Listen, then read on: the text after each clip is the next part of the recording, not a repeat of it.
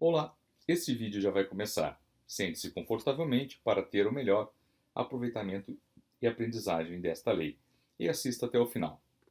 Para aprender direito ou passar em concurso público, é imprescindível ler a letra da lei. 70% das questões de todos os concursos são simplesmente a letra da lei. Eu então sou Sandro Gonçalves, criador do método Super Leitura Dinâmica, onde você pode aprender como ler 50 livros por ano. Se quiser saber mais, clique no card deste vídeo ou no link da descrição. Comente aqui embaixo quais os vídeos que você gostaria que eu fizesse para ajudá-lo a estudar. Compartilhe com seus amigos que estão estudando. Inscreva-se no canal, clique no sininho, assim eu te aviso a cada novo vídeo. Vamos à lei. Lei 8.069 dispõe sobre o Estatuto da Criança e do Adolescente e dá outras providências.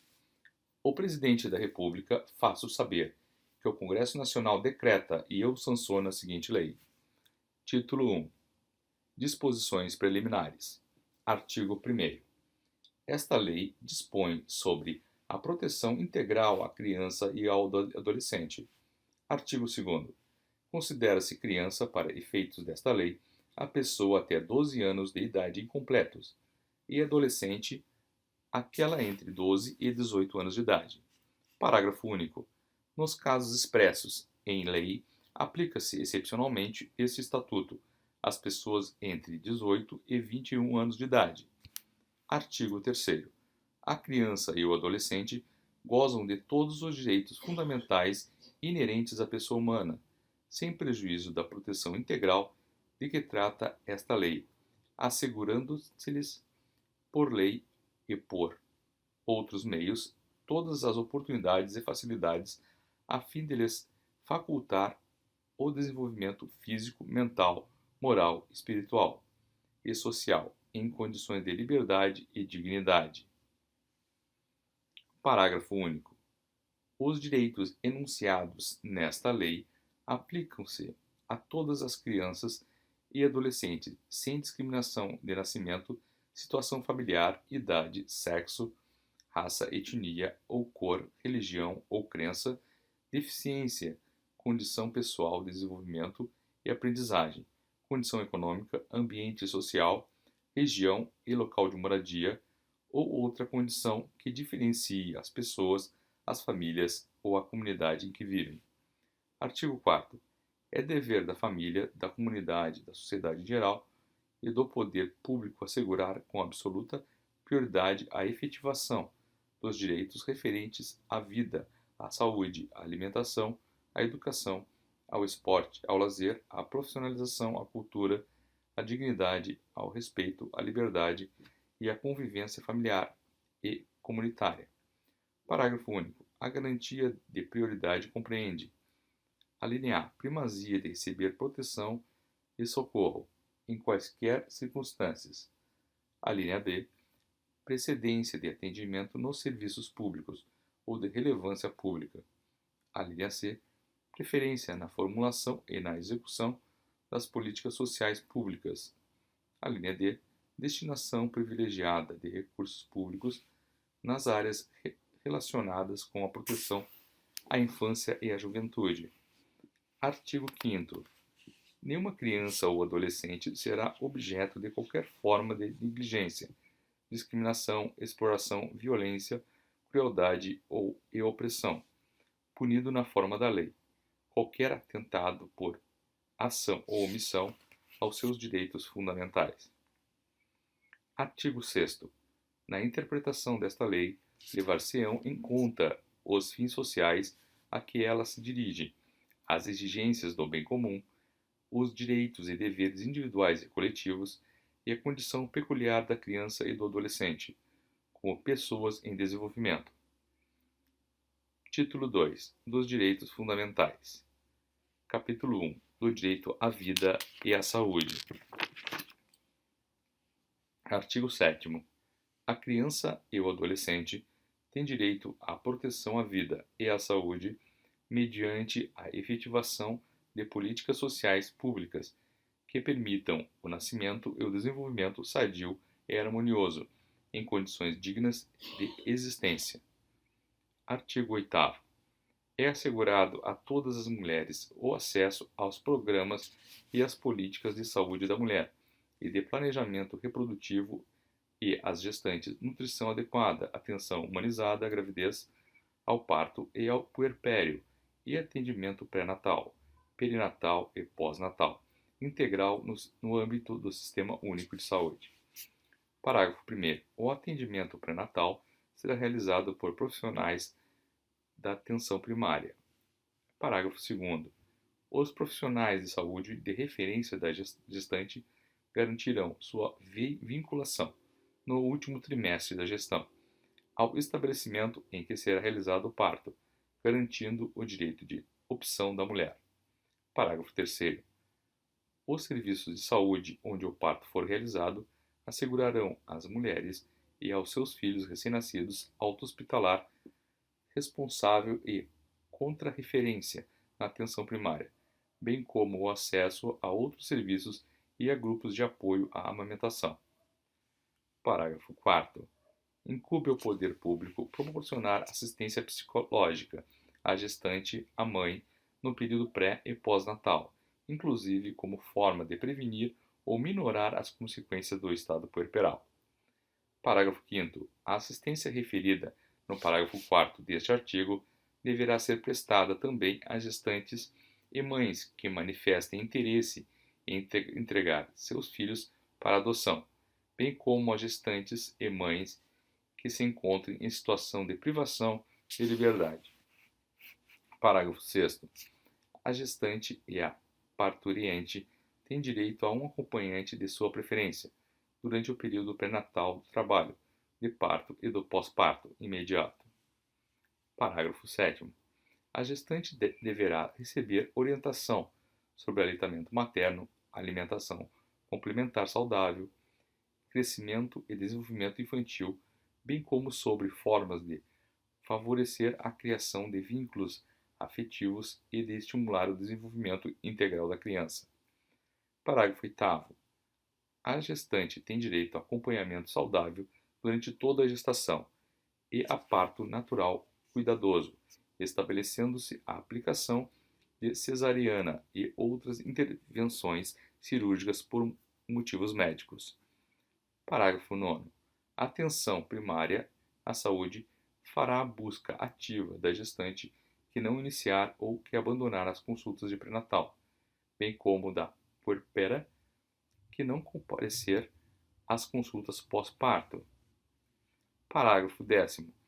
Incumbe ao poder público garantir à gestante e à mulher com filho na primeira infância que se encontrem sob custódia em unidade de privação de liberdade ambiência que atenda às normas sanitárias e assistenciais do Sistema Único de Saúde, para o acolhimento do filho em articulação com o sistema de ensino competente, visando ao desenvolvimento integral da criança. Parágrafo 8-A. Fica instituída a Semana Nacional de Prevenção da Gravidez na Adolescência, a ser realizada anualmente, na semana que incluir o dia 1º de fevereiro, com o objetivo de disseminar informações sobre medidas preventivas e educativas que contribuam para a redução da incidência da gravidez na adolescência. Parágrafo único. As ações destinadas a efetivar o disposto no caput deste artigo ficarão a cargo do poder público, em conjunto com organizações da sociedade civil, e serão dirigidas prioritariamente ao público adolescente. Artigo 9º. O poder público, as instituições e os empregadores propiciarão condições adequadas ao aleitamento materno, inclusive aos filhos de mães submetidas à medida privativa de liberdade. Parágrafo 1º. Os profissionais das unidades primárias de saúde desenvolverão ações sistemáticas, individuais ou coletivas, visando ao planejamento a implementação e a avaliação de ações de promoção, proteção e apoio ao aleitamento materno e alimentação complementar saudável de forma contínua. Parágrafo 2º. Os serviços de unidades de terapia intensiva neonatal deverão dispor de banco de leite humano ou unidade de coleta de leite humano. Artigo 10º. Os hospitais e demais estabelecimentos de atenção à saúde de gestantes, públicos e particulares, são obrigados a: inciso 1, manter registro das atividades desenvolvidas, através de prontuários individuais, pelo prazo de 18 anos. Inciso 2, identificar o recém-nascido mediante o registro de sua impressão plantar e digital e da impressão digital da mãe, sem prejuízo de outras formas normatizadas pela autoridade administrativa competente. Inciso 3, proceder a exames visando ao diagnóstico e terapêutica de anormalidades no metabolismo do recém-nascido, bem como prestar orientação aos pais. Inciso 4, fornecer declaração de nascimento onde constem necessariamente as intercorrências do parto e o desenvolvimento do neonato. Inciso 5, manter alojamento conjunto, possibilitando ao neonato a permanência junto à mãe. Inciso 6, acompanhar a prática do processo de amamentação, prestando orientações quanto à técnica adequada, enquanto a mãe permanecer na unidade hospitalar, utilizando o corpo técnico já existente. Artigo 11. É assegurado acesso integral às linhas de cuidado voltadas à saúde da criança e do adolescente, por intermédio do Sistema Único de Saúde, observado o princípio da equidade no acesso a ações e serviços para a promoção, proteção e recuperação da saúde. Parágrafo 1º. A criança e o adolescente com deficiência serão atendidos sem discriminação ou segregação em suas necessidades gerais de saúde e específicas de habilitação e reabilitação. Parágrafo 2º. Incumbe ao poder público fornecer gratuitamente àqueles que necessitarem médicos, órteses, próteses e outras tecnologias assistivas relativas ao tratamento, habilitação ou reabilitação para crianças e adolescentes, de acordo com as linhas de cuidado voltadas às suas necessidades específicas. Parágrafo 3º. Os profissionais que atuam no cuidado diário ou frequente de crianças na primeira infância receberão formação específica e permanente para a detectação de sinais de risco, para o desenvolvimento psíquico, bem como para acompanhamento que fizer necessário. Artigo 12. Os estabelecimentos de atendimento à saúde, inclusive as unidades neonatais de terapia intensiva e de cuidados intermediários, deverão proporcionar as condições para a permanência em tempo integral de um dos pais ou responsável, nos casos de internação de criança ou adolescente. Artigo 13.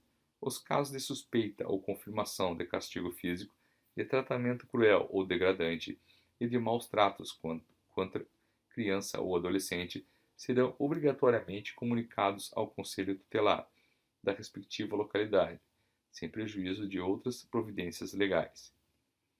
Parágrafo 1º. As gestantes ou mães que manifestem interesse em entregar seus filhos para adoção serão obrigatoriamente encaminhadas sem constrangimento à Justiça da Infância e da Juventude. Parágrafo 2º. Os serviços de saúde em suas diferentes portas de entrada, os serviços de assistência social em sua componente especializado, o Centro de Referência Especializado de Assistência Social CREAS e os demais órgãos do Sistema de Garantia de Direitos da Criança e do Adolescente deverão conferir máxima prioridade ao atendimento das crianças na faixa etária da primeira infância, com suspeita ou confirmação de violência de qualquer natureza, formulando projeto terapêutico singular que inclua intervenção em rede e, se necessário, acompanhamento domiciliar. Artigo 14. O Sistema Único de Saúde promoverá programas de assistência médica e odontológica para a prevenção de enfermidades que ordinariamente afetem a população infantil e campanhas de educação sanitária para os pais, educadores e alunos. Parágrafo 1º. É obrigatória a vacinação das crianças nos casos recomendados pelas autoridades sanitárias. Parágrafo 2º. O Sistema Único de Saúde promoverá a atenção à saúde bucal das crianças e das gestantes de forma transversal, integral e intersetorial, com as demais linhas de cuidado direcionadas à mulher e à criança. Parágrafo 3º. A atenção odontológica à criança terá função educativa, protetiva e será prestada inicialmente antes de o bebê nascer, por meio de aconselhamento pré-natal e posteriormente no sexto e no 12º anos de vida, orientações sobre saúde bucal. Parágrafo 4º. A criança com necessidade de cuidados odontológicos especiais será atendida pelo Sistema Único de Saúde. Parágrafo 5º. É obrigatória a aplicação a todas as crianças nos seus primeiros 18 meses de vida de protocolo ou outro instrumento construído com a finalidade de facilitar a detectação, em consulta pediátrica de acompanhamento da criança, de risco para o seu desenvolvimento psíquico. Continuação no próximo vídeo. A mais um vídeo. Esse vídeo é a continuação, então, do Estatuto da Criança e do Adolescente.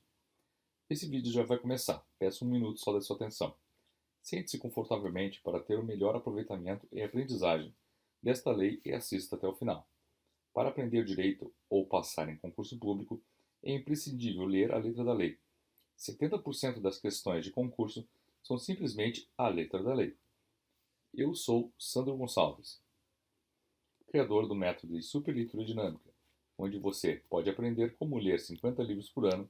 Se quiser saber mais, clique no card deste vídeo ou no link da descrição. Comenta aqui embaixo quais os vídeos que você gostaria que eu fizesse para ajudá-lo a estudar. Compartilhe com seus amigos o que estão estudando. Inscreva-se no canal e clique no sininho, assim eu te aviso a cada novo vídeo. Vamos continuar então. Capítulo 2 do direito à liberdade, ao respeito e à dignidade. Artigo 15. A criança e o adolescente têm direito à liberdade, ao respeito e à dignidade, como pessoas humanas em processo de desenvolvimento e como sujeitos de direitos civis, humanos e sociais garantidos na Constituição e nas leis. Artigo 16. O direito à liberdade compreende os seguintes aspectos. Inciso 1. Ir, vir e estar nos logradouros públicos e espaços comunitários, ressalvados as restrições legais. Inciso 2. Opinião e expressão. Inciso 3. Crença e culto religioso. 4. Brincar, praticar esportes e divertir-se. 5. Participar da vida familiar e comunitária, sem discriminação. 6. Participar da vida política, na forma da lei. 7. Buscar refúgio, auxílio ou orientação. Artigo 17. O direito ao respeito consiste na inviolabilidade da integridade física, psíquica e moral da criança e do adolescente, abrangendo a preservação da imagem, da identidade, da autonomia, dos valores, ideias, crenças, dos espaços e objetos pessoais. Artigo 18. É dever de todos velar pela dignidade da criança e do adolescente, pondo-os a salvo de qualquer tratamento desumano, violento, aterrorizante, vexatório ou constrangedor. Artigo 18-A.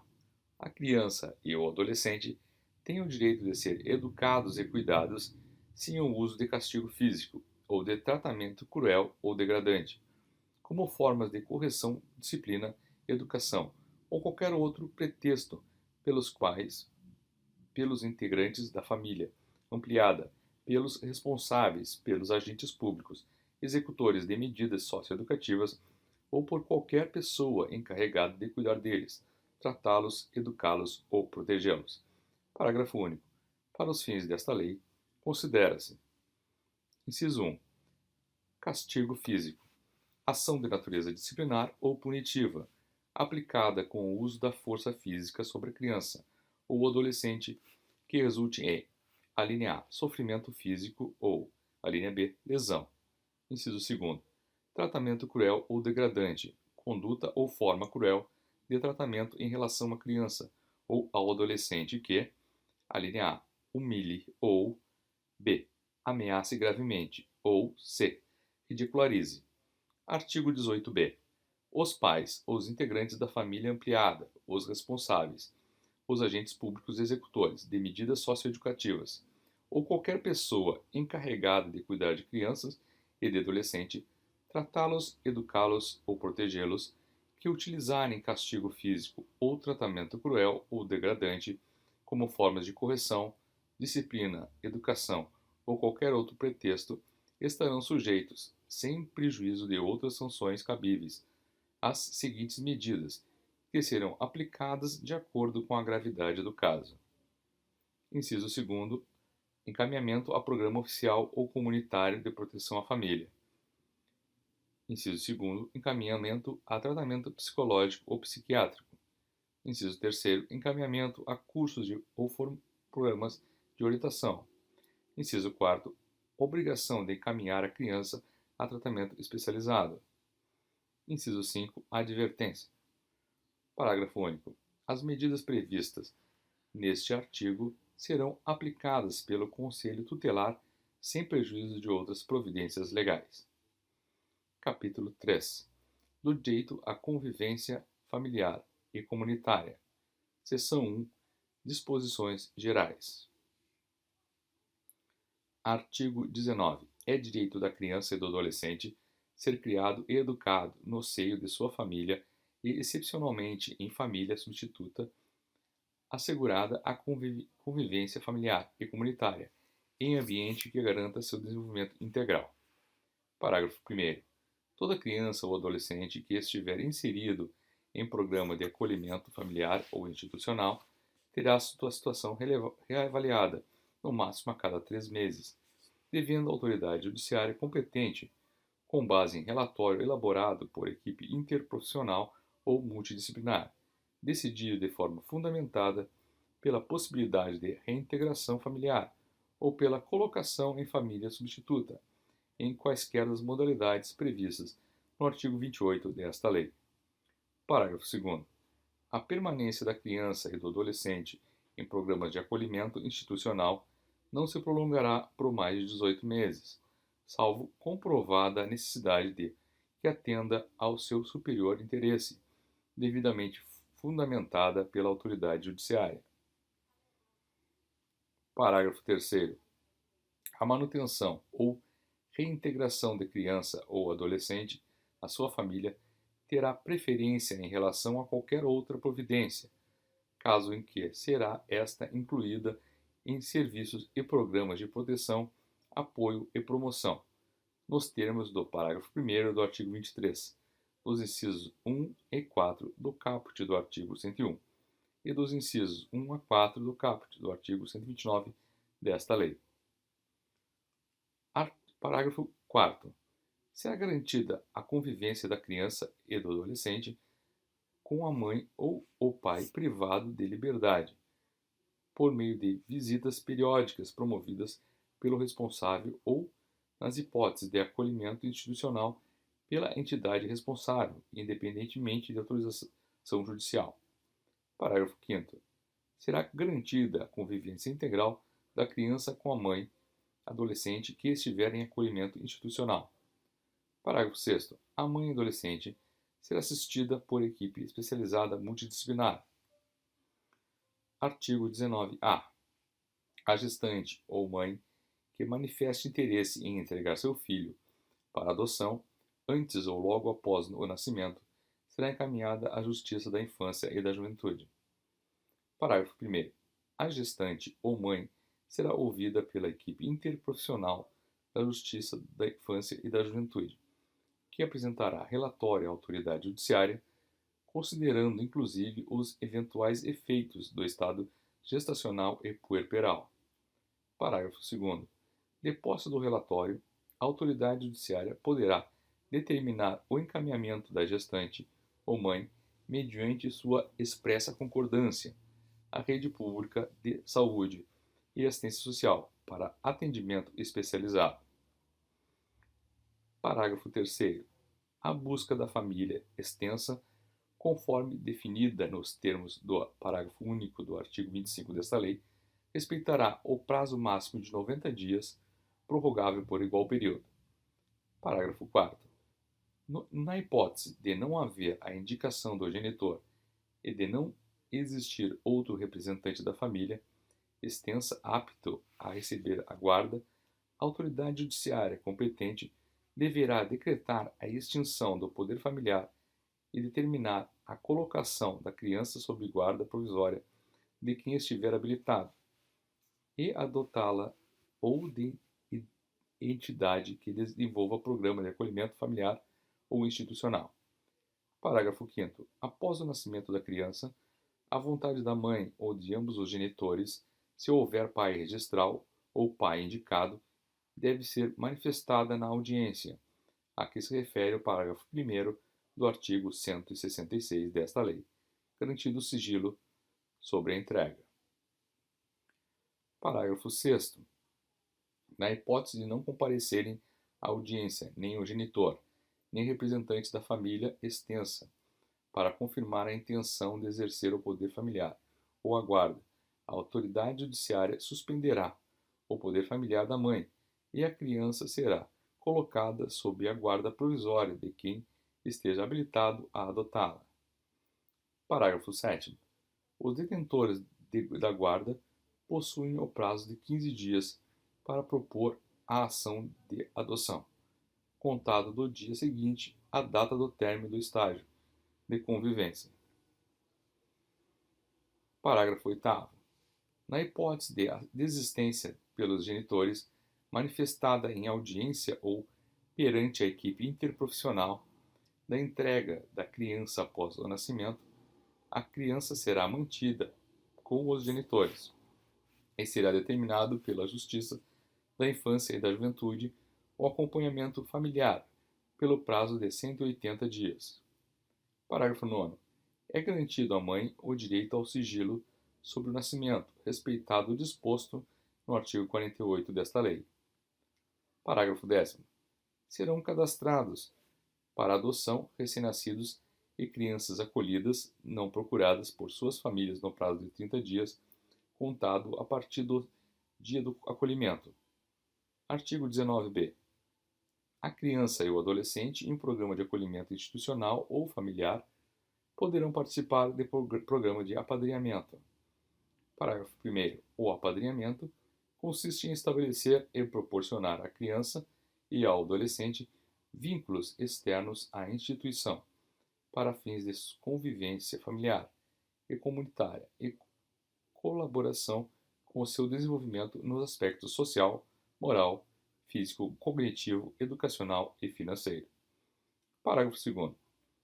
Podem ser padrinhos ou madrinhas pessoas maiores de 18 anos, não inscritas nos cadastros de adoção, desde que cumpram os requisitos exigidos pelo programa de apadrinhamento de que fazem parte. Parágrafo 3º. Pessoas jurídicas podem apadrinhar criança ou adolescente a fim de colaborar para o desenvolvimento. Parágrafo 4º.